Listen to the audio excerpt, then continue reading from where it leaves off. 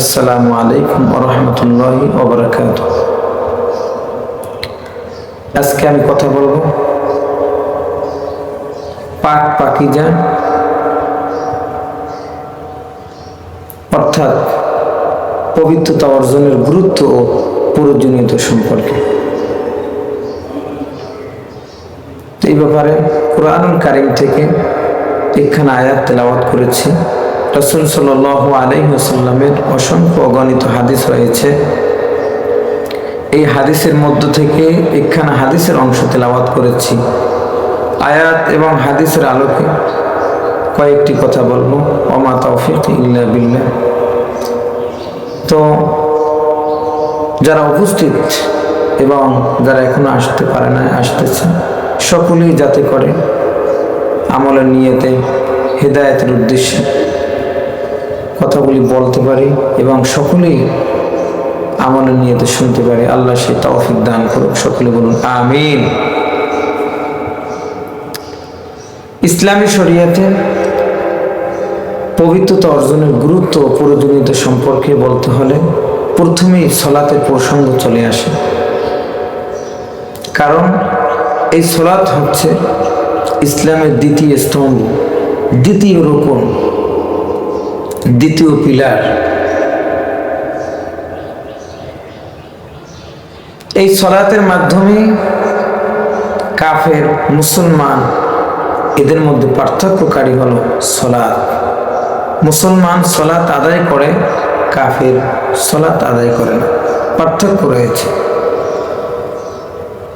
মেশরের মাঠে যেদিন বান্দার কাছ থেকে সর্বপ্রথম যে হিসাব নিকাশ নেওয়া হবে, তার মধ্যে সর্বপ্রথম সালাতের হিসাব নেবে।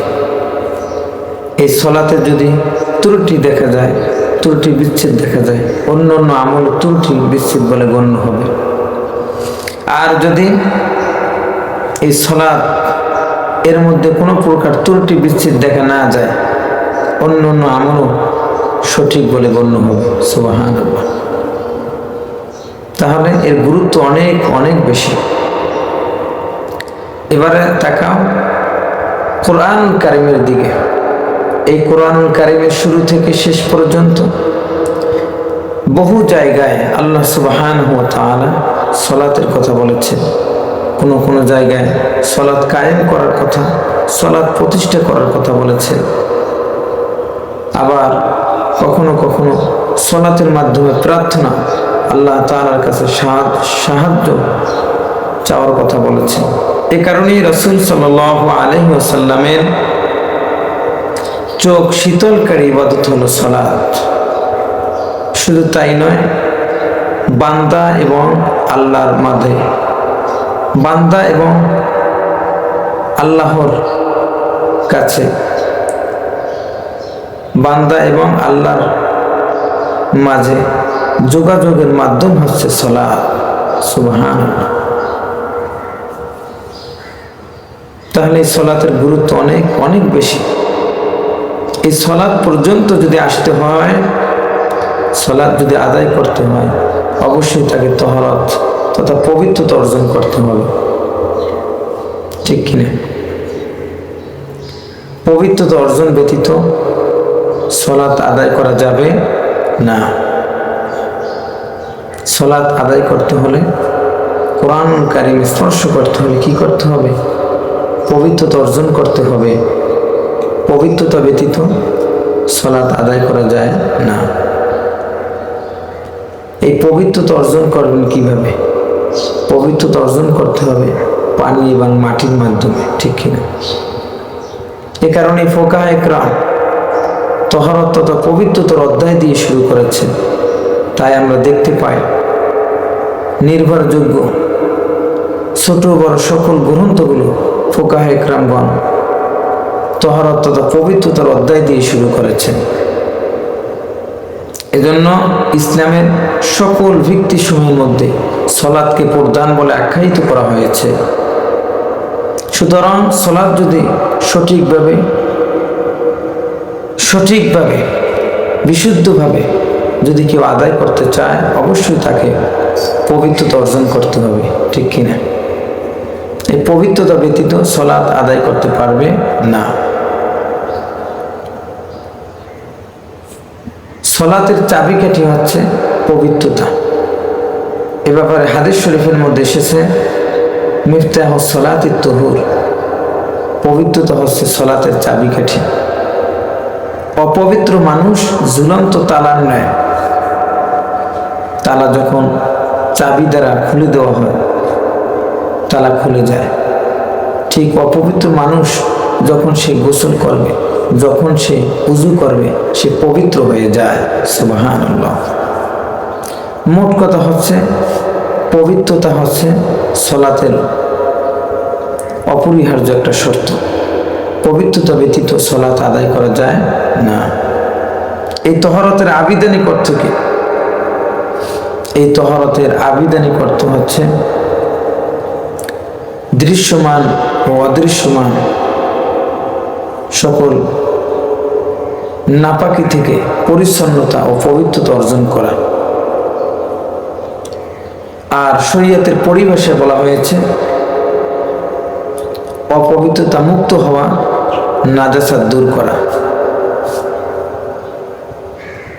আর যদি বড় ধরনের নাপাকি থাকে সেক্ষেত্রে সমস্ত শরীর অঙ্গ প্রত্যঙ্গগুলো ধৌত করতে হবে, অর্থাৎ গোসল করতে হবে, এর মাধ্যমে পবিত্রতা অর্জন করতে হবে। আর যদি ছোট ধরনের নাজাসাত থাকে সেক্ষেত্রে উযুর অঙ্গগুলো ধৌত করতে হবে, এর মাধ্যমে পবিত্রতা অর্জন করতে হবে। কিভাবে? এ ব্যাপারে কোরআন কারীমের মধ্যে আল্লাহ রাব্বুল আলামিন সূরা মায়েদার 6 নং আয়াতে কারিমায় আল্লাহ রাব্বুল আলামিন সুন্দর করে বলে দিয়েছেন। আল্লাহ বলেন, ইয়া আইয়ুহাল্লাযীনা আমানু ইযা কুমতুম ইলাস সালাতি ফাগসিলু ওয়ুজুহাকুম ওয়া আইদিয়াকুম ইলাল মারাফিক। আল্লাহ রাব্বুল আলামিন বলেন, ও ঈমানদারগণ, বিশ্বাসীগণ, তোমরা যখন দণ্ডায়মান হবে, নামাজের জন্য দাঁড়াবে, তখন তোমরা তোমাদের মুখমণ্ডল ধৌত করে নাও, তোমাদের হাতের কনুই পর্যন্ত ধৌত করে নাও, তোমাদের মাথা মাসে করে নাও, তোমাদের পায়ের টাকনু পর্যন্ত তোমরা ধৌত করে নাও। সুবহানাল্লাহ। কোরআনুল কারীমের মধ্যে আল্লাহ বলে দিয়েছেন তো একবার দোয়া কি ফরজ। এখন যদি কেউ একবার ধরে পূর্ণভাবে আদায় হবে এই গ্যারান্টি কেউ দিতে পারবে? পারবে না। এই কারণেই রাসূল সাল্লাল্লাহু আলাইহি ওয়াসাল্লাম 3 বার দোয়া সুন্নত করে দিয়েছে। যখন 3 বার ওযুর অঙ্গগুলো ধৌত করবে তখন তার পরিপূর্ণভাবে ওযুটা আদায় হয়ে যাবে। ওযুর অঙ্গগুলো সঠিকভাবে পানি পৌঁছবে, যার কারণে তার ওযুটা সঠিক হয়ে যাবে। এজন্য যারা ফরজের উপর শুধু বিশ্বাসী, ফরজের উপর লাফালাফি করে, ফরজ আদায় করলেই হবে। ফরজ যদি মজবুত করতে হয় অবশ্যই তাকে কি করতে হবে? সুন্নাতকে মজবুত করতে হবে, সুন্নাতকে মজবুত করে আটকে ধরতে হবে।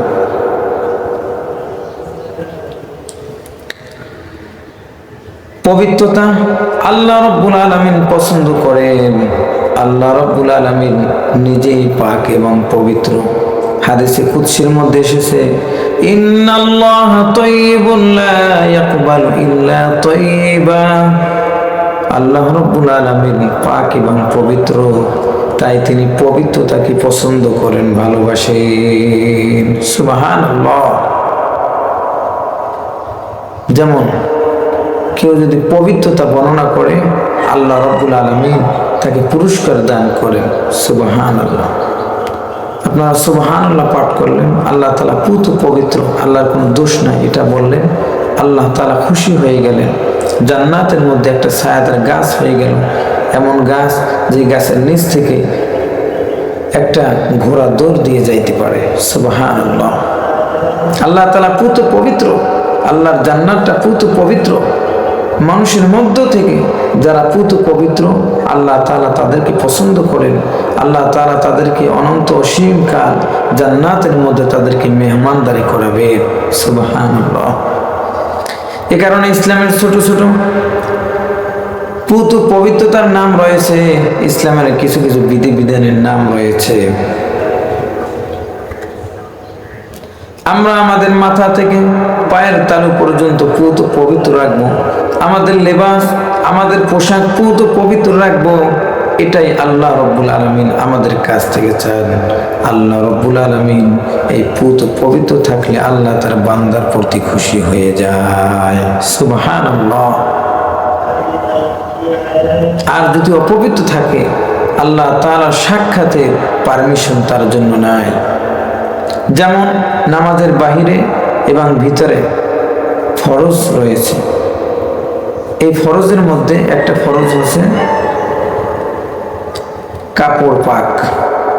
একটা কি? কাপড় পাক। শুধুমাত্র শরীর পাক করলো, কাপড় পাক করলো না, তার নামাজ হবে? হবে না। দুটোটাই শর্ত, শরীরও পাক করতে হবে আর সাথে সাথে কাপড়ও কি পাক করতে হবে, দুটোটাই প্রয়োজন।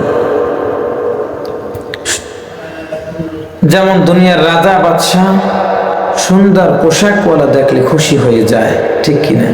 আর আল্লাহ সুবহানাহু ওয়া তাআলা পুত পবিত্র কাপড়ওয়ালা দেখলে খুশি হয়ে যায়। সে কাপড়টা 18 তালির হতে পারে। যেমন হযরত ওমর রাদিয়াল্লাহু তাআলা আনহু 18 তালির কাপড় পরেছিলেন। সেই কাপড় পরে তিনি নামাজও আদায় করেছিলেন। শুধু আদায় করে না, তিনি নবীর মসজিদে জুমার নামাজের ইমাম হয়েছিলেন। সুবহানাল্লাহ। তাহলে এই কাপড়টার শান কি? এই কাপড়টার শান হলো এই কাপড়টা পুত পবিত্র, কোনো ভেজাল নাই, অপবিত্র নাই এটার মধ্যে। এই কারণে এই কাপড়টা ধুয়ে গায়ে পরে আল্লাহর সামনে দাঁড়িয়েছিলেন। আর যদি কাপড়টা হয় অপবিত্র, পুত পবিত্র না, হারাম টাকার কাপড় যদি হয়, সেই কাপড়টা যদি ব্র্যান্ডেরও হয়, সেই কাপড় পরে আপনি 5 স্টার হোটেলে যাইতে পারবেন, এমপি মন্ত্রী গণভবনে যাইতে পারবেন, কিন্তু আল্লাহর সামনে দাঁড়ানোর সুযোগ নাই, ঠিক কিনা? কারণ কি? কারণ হলো এই কাপড়টা পুত পবিত্র না, কাপড়টা হলো অপবিত্র। এই কারণে আল্লাহ তাআলা অপবিত্র পছন্দ করেন না। এজন্য ইসলামের শরীয়তে ছোট্ট ছোট্ট আল্লাহ রাব্বুল আলামিন আমল শিখিয়ে দিয়েছেন। ছোট্ট ছোট্ট আমলের অস্তিত্ব রয়েছে। যেমন ঢিলা ব্যবহার করা, কুলুপ ব্যবহার করা, এটা ইবাদত। এটা কি? ইবাদত। অন্য ধর্মে নাই, ইসলাম ধর্মে রয়েছে। ইসলাম ধর্মের সৌন্দর্য, মুসলমানদের সৌন্দর্য। তারা কি করবে? ঢিলা ব্যবহার করবে, কুলুপ ব্যবহার করবে, টিস্যু পেপার ব্যবহার করবে। কি ছাত্র বন্ধুরা, তোমরা কি ঢিলা কুলুপ ব্যবহার করবে? টিস্যু পেপার ব্যবহার করবে? যদি না করো, তোমরা কি পবিত্র হতে পারবে না। তাহলে ঢিলা কুলুপ ব্যবহার করার প্রয়োজন আছে না নাই? আছে। ঢিলা কুলুপ ব্যবহার করতে হবে, নাজাসাত দূর করতে হবে, অপবিত্রতা থেকে পবিত্রতা অর্জন করতে হবে, ঠিক কিনা? আমল করার তৌফিক দান করে, বলো আমিন।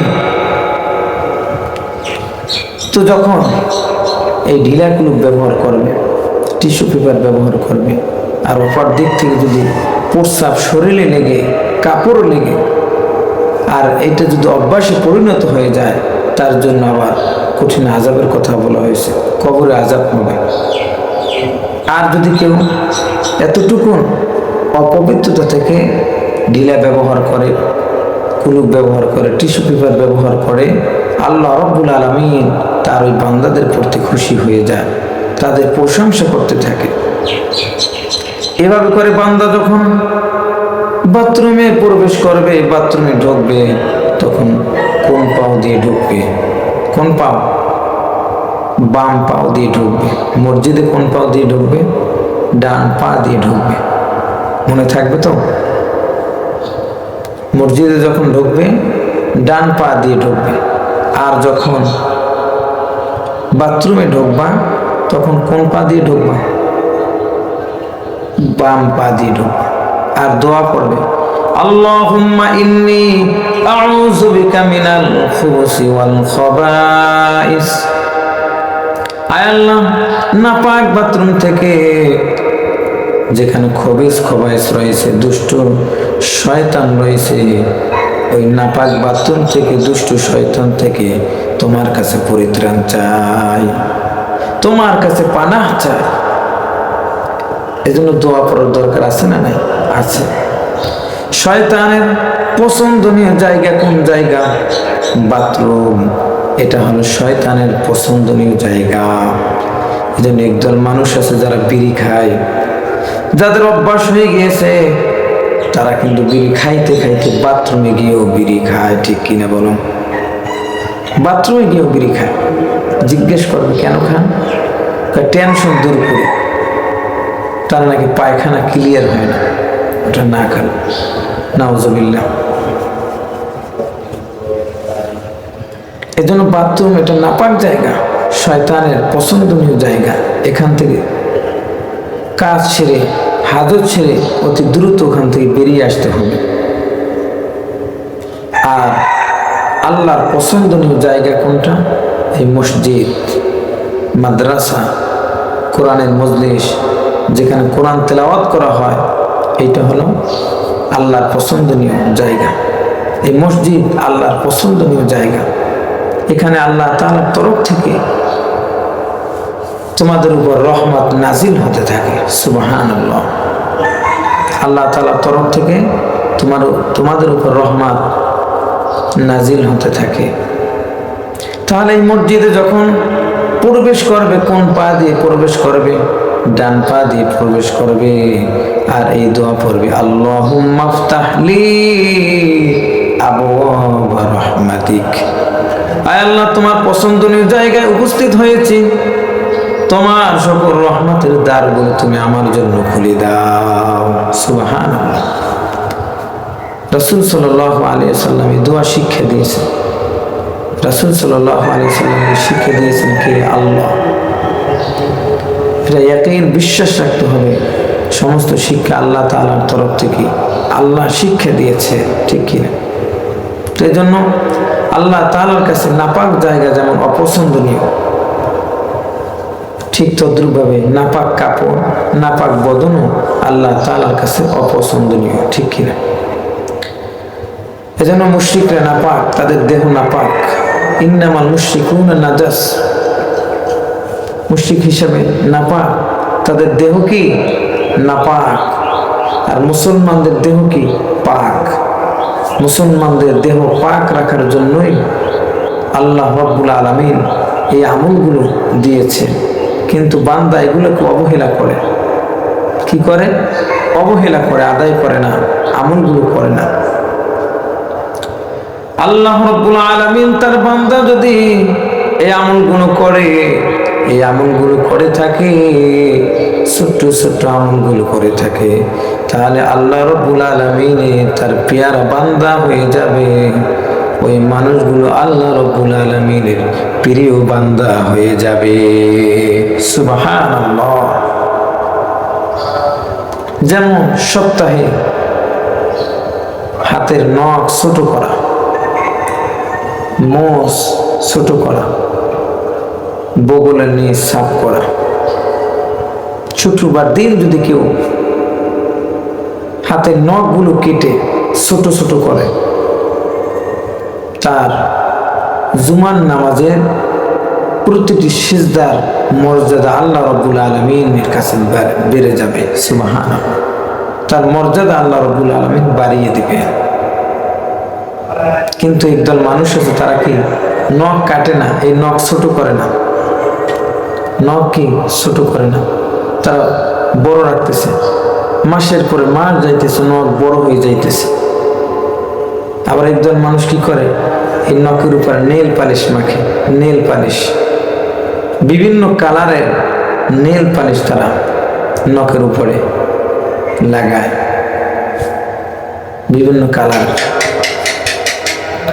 ইসলামের শরীয়তে এর হুকুম কি? যে বাড়তি নখ রাখলো, এর হুকুম আছে না নাই? আছে। ফুকাহায়ে কেরামগণ বলেছেন, ফতুয়ার কিতাবের মধ্যে এসেছেন, আমার বানানো কথা নয়, ফতুয়ার কিতাবের মধ্যে এসেছে, যদি কেউ বাড়তি নখ রাখে, হালাল খাবার খাইলে হাত দ্বারা, হারাম খাতা তার নামটা উঠে গেল।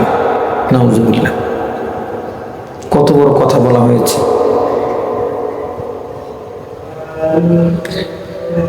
কারণ এক বালতি পানি, এর ভিতরে যদি এক ফোঁটা প্রস্রাব ছেড়ে দেওয়া হয়, এক বালতি পানি নাপাক হয়ে যাবে কিনা?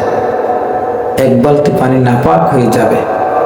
ঠিক তদ্রুপ ভাবে হালাল খাবারে যদি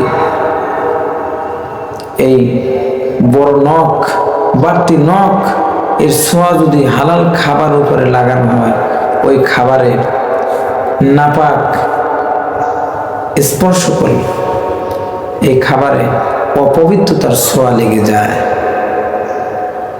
এজন্য অনেক যুবক ভাইরা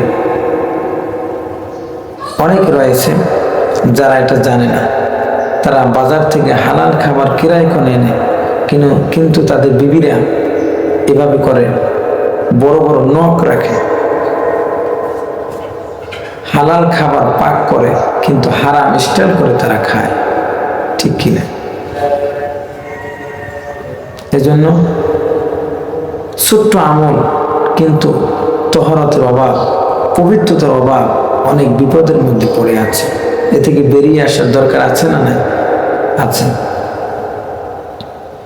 এজন্য কি করতে হবে?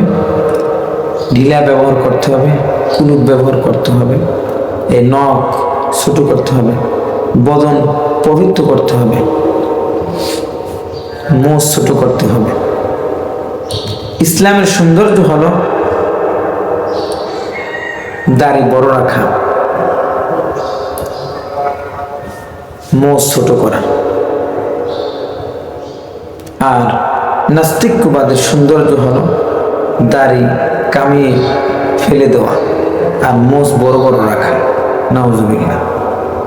কি আছে না নাই? আছে। অনেকে মোষ বড় রাখে, মুখ ঢেকে যায়, এত বড় বড় মোষ রাখে, কিন্তু দাড়ি নেই। তো ইসলামী শরিয়াতে মোষ বড় রাখলে এর বিধান কি? এর বিধান হলো সে পবিত্র পানি খাইতেছে, মাকরু করে খাইতেছে। কেউ যদি ডাল খায় তাহলে তার মোষের কালারটা কেমন হবে? ডাইলের মতো। আবার কেউ যদি দুধ খায় তার মোষের কালারটা কেমন হবে? সাদা হবে, দুধের মতো। তাহলে বুঝুন, হালাল দুধ খাইতেছে না পাক স্টাইল করে, খাওয়া যাবে? যাবে না। জন্য ছোট্ট আমল কিন্তু তহরতের অভাব, পবিত্রতার অভাব, অনেক বিপদের মধ্যে রয়েছে। এ থেকে বেরিয়ে আসতে হবে। এ কারণে রাসূল সাল্লাল্লাহু আলাইহি ওয়াসাল্লাম বলেছেন, আত-তুহুরু শাতরুল ঈমান, পবিত্রতাই হলো ঈমানের অঙ্গ। ছোট্ট ছোট্ট আমল কয়েকটা বললাম, ঢিলার আমল, কুলুপের আমল, টিস্যুর আমল। আর যদি কেউ দাঁড়াইয়া প্রস্রাব করে, কেউ যদি দাঁড়াই প্রস্রাব করে, প্রস্রাব তার শরীরে লাগলো, কাপড়ে লাগলো, তার সিনার ফেরেশতা নারাজ হয়ে গেল, অসন্তুষ্ট হয়ে গেল। আর যদি সে প্রস্রাব করার পরে ঢিলা ব্যবহার করলো, কুলুপ ব্যবহার করলো, টিস্যু পেপার ব্যবহার করলো, তাহলে ফেরেশতারা খুশি হয়ে যায়, আল্লাহ রব্বুল আলামিন তার এই বান্দার প্রতি খুশি হয়ে যায় এবং তার প্রশংসা করতে থাকে। সুবহানাল্লাহ। তাহলে একটা কি পোশাকের পবিত্রতা বললাম, আর একটা কি বদনের পরিচ্ছন্নতা, আর একটা বদনের পবিত্রতা।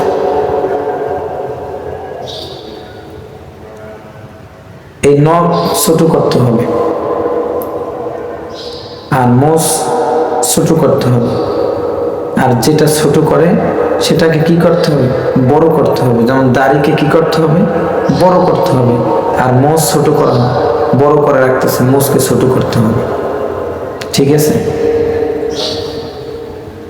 তো বদনের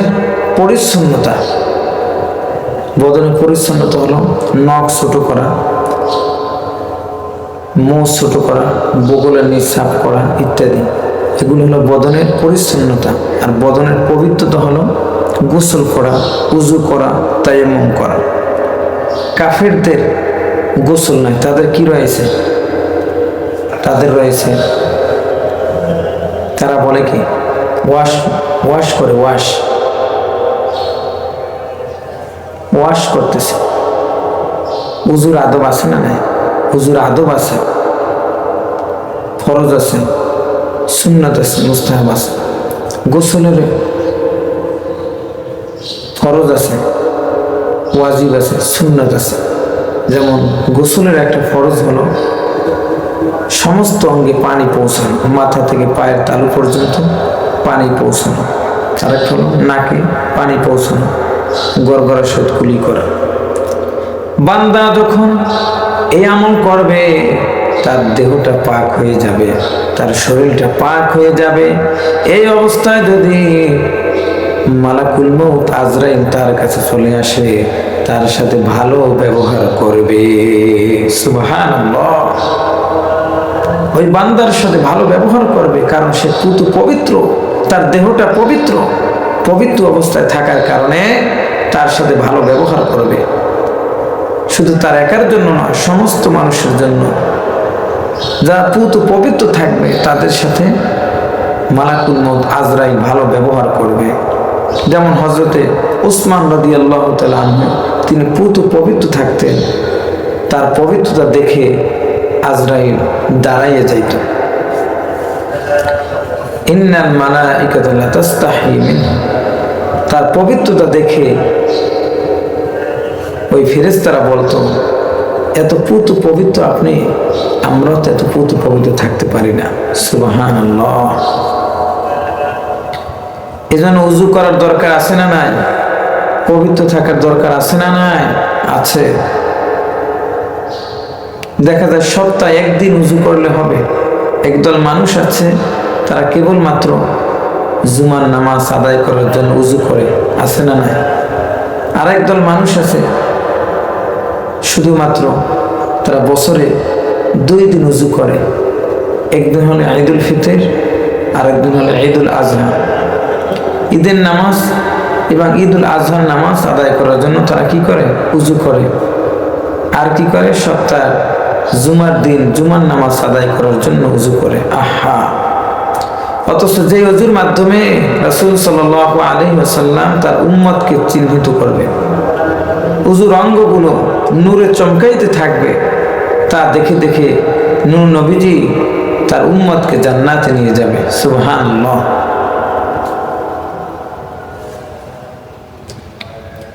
তাহলে সেই উজু শুধুমাত্র জুমার নামাজের সময় করলে হবে? শুধুমাত্র 5 ওয়াক্ত নামাজের সময় করলে হবে না, সবসময় উজু করতে হবে, ঠিক কিনা? এ কারণে পৃথিবীর সমস্ত নবী রাসূল যারা ছিলেন সকলেই সবসময় উজু করতেন। আল্লাহর নবীর সাহাবী হযরতে বেলাল রাদিয়াল্লাহু তাআলা আনহু, তিনি সবসময় উজু করতেন। উজু ছুটে যাইতো, আবার তিনি উজু করতেন। নূর নবীজি রজব মাসের 26তম দিবাগত রাত্রিতে মেরাজে গিয়েছিলেন, আপনারা জানেন। তিনি জান্নাত জাহান্নামটা দেখে এসেছিলেন। তিনি দেখেছিলেন তার উম্মত কিভাবে জান্নাতের মধ্যে থাকবে। তিনি অডিট করে আসলেন, জান্নাতটা সফর করে আসলেন।